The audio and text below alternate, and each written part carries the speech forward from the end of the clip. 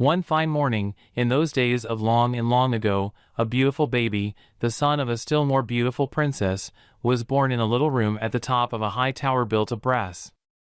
That was a strange birthplace for a prince, you will think, but the fact is that the whole matter was a closed secret. The poor princess had been shut up in the tower for months, just because her father, the king, did not want her to get married. He had been told that someday he would be killed by his own grandson, so he decided that the best way to avoid this would be not to allow his only daughter to be married, so that then he would never have any grandchildren at all. But the princess, whose name was Danae, was so lovely that one of the immortals, catching sight of her one day, as he flew along the sky, fell in love with her. He dropped straight down onto the open roof of the tower, hidden in a shower of rain, of which the drops were like sparkling fragments of gold. He and the princess got married immediately, and the golden shower fell all around Danae in a most beautiful wedding veil. Well, when the king heard that he had a grandson after all, he made up his mind to send the poor baby straight out of the kingdom without delay. He had a large barrel sawn in two, and he launched one of the halves on the waters of the bay, where it rocked up and down like a big washing tub. Then he ordered his guards to go to the brass tower, bring the princess and the baby to the beach, and send them floating out to sea in this strange round boat. The guards did as they were ordered, and away sailed Danae and her little son. He was the very prettiest baby, with hair as golden as the gold drops of the shower, fair skin, and blue eyes. His mother had named him Perseus, and she held him very tightly in her arms as the barrel swung up and down in the waves. They sailed on until the land they had left was quite out of sight, but in front of them suddenly rose the blue mountains of another country. The barrel was carried by the tide right up to the shore, and a big wave lifted it gently up and then washed it safely onto the sands of a low beach. Walking along the beach was a fisherman, and you may imagine how surprised he was to have a princess and a baby washed up in a boat like a washing tub at his very feet. This fisherman was the king's brother, and he thought that anybody so lovely as Danae he had never seen. He gave her dry clothes and nice food, and a room in his own cottage to live in. And there Perseus grew up, tall and vigorous, and more beautiful every day of his life.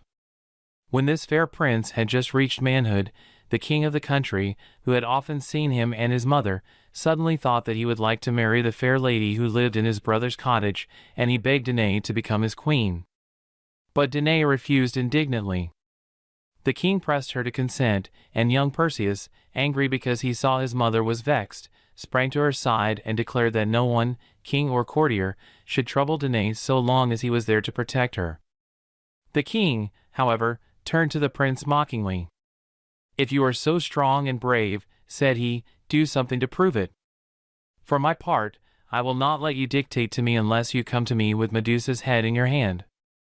Perseus was exceedingly startled, for Medusa was one of 3 sisters called Gorgons, who lived far away in a country of stony hills and dreadful, dark valleys. All 3 sisters were terrible, with tusks like boars, hands of brass, and strong bats' wings made of gold, and of the 3, Medusa was much the worst. She had live snakes growing out of her head instead of hair, and one look into her strange, wicked face would instantly turn anybody into stone. How could it be possible for a human being to kill her and carry away her head? But Perseus felt he could do anything for his mother's sake. He drew himself up proudly and gave the king a brave answer. "I will," said he, with flashing eyes. Then he went away to think how to do it. Down to the seashore, he wandered, to the very spot where, years ago, he had arrived, a little baby, in a barrel. It began to grow dark, and, all at once, there was a sound of wings and a lovely light, and he thought for a moment that 2 big stars had fallen out of the sky. Then he saw that here, by his side, stood Athena and Hermes, Athena very magnificent and stately in her shining armor, and Hermes smiling and fluttering the wings on his heels. They told Perseus, then, that his own father was one of the immortals, and that all the shining people on the mountain were very much interested in him. And they said they were going to help him to secure the Gorgon's head. So Athena gave him her own magical shield, which was as bright as a looking-glass, and explained to him that if he did not look at Medusa herself, but only at her reflection in the shield, she would not be able to turn him into stone. And Hermes took off the wings from his heels and tied them to the feet of Perseus by little golden straps.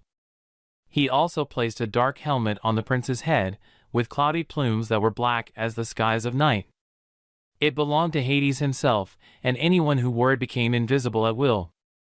Then they bade him good luck and goodbye and told him to fly away on Hermes's wings to the land of the Grey Ladies, who would reveal to him where the terrible Gorgons lived. So, with the helmet on his head, the wings on his feet, and the shield buckled to his arm, Perseus sprang lightly onto the waves of the sea, and flew, like some bright, new, ocean bird, along the glimmering water, towards the land of the Grey Ladies. This country was all dark with mists, and Perseus felt sadly lonely when he alighted on a rough rock and ran along the cliffs in a cold, thick fog. Presently, through the fog, came a low muttering sound, as if some old women were talking to each other, none of whom had any teeth. Then Perseus knew he must be near the Grey Ladies because he had been told that they had but one eye and one tooth among the three of them. In order to see anything, they had to borrow the eye from one another, and, in order to eat anything, they had to borrow the tooth. What a dreadful life for three old women to lead in the middle of a dense fog. But, as they were not at all nice and would never do a kind turn to anybody if they could help it, perhaps it served them right. Well, Perseus put up his hand and felt his helmet, to make sure that it was on his head, and that he was therefore quite invisible, and, going up to where he heard the sound of talking, found himself face to face with the Grey Ladies, who were quarreling as to which of them should have the eye for the next half hour. One of them was holding it tightly in her skinny fingers, and both the others were groping about, trying to get hold of it, so Perseus need not have been so particular about his helmet after all. At last, the old lady who held the eye consented to part with it. She produced it from where she was hiding it under her cloak, and one of her sisters held out trembling fingers for it. Quick as thought, Perseus thrust his own young hand above the withered palm and grasped the eye securely. And the startled Grey Ladies heard a clear voice bidding them say where was the hiding place of Medusa, for, if they would not tell, they would never get back their precious eye. In frightened tones, they instantly told the secret. Then Perseus gave them back their eye, and, before they could recover from their fear and amazement, he was off again on his magical wings, flying fast for the country of the Gorgons. This land was even worse than the country of the Grey Ladies. There was nothing to be seen but long stretches of sand, with trees and flowers and animals, all turned into stone. Whenever Medusa went for a walk, she left ever so many strange shapes, cold and hard as rocks, behind her. Presently Perseus came upon a number of stone figures that had once been princes brave as himself, and there, in the middle of them, lay Medusa asleep, her golden wings folded over her eyes, and nothing moving near her except the horrible snakes that grew on her head instead of hair. Perseus had kept his eyes, all this time, on the reflections in Athena's shield, and now he saw Medusa mirrored in it, quite clearly. Holding it before his face, he stepped lightly and silently past the stone figures, lifted his sword, and struck off the Gorgon's head with a single blow. Then, very quickly indeed, he thrust the head deep down into a bag that he carried, and set off home as fast as he could, lest the other two Gorgons should come after him and kill him.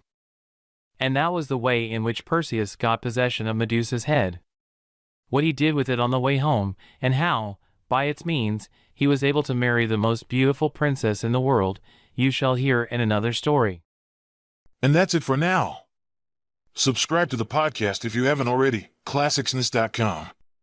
And if you want to know more about classics and even learn Latin online, check out latinfromscratch.com.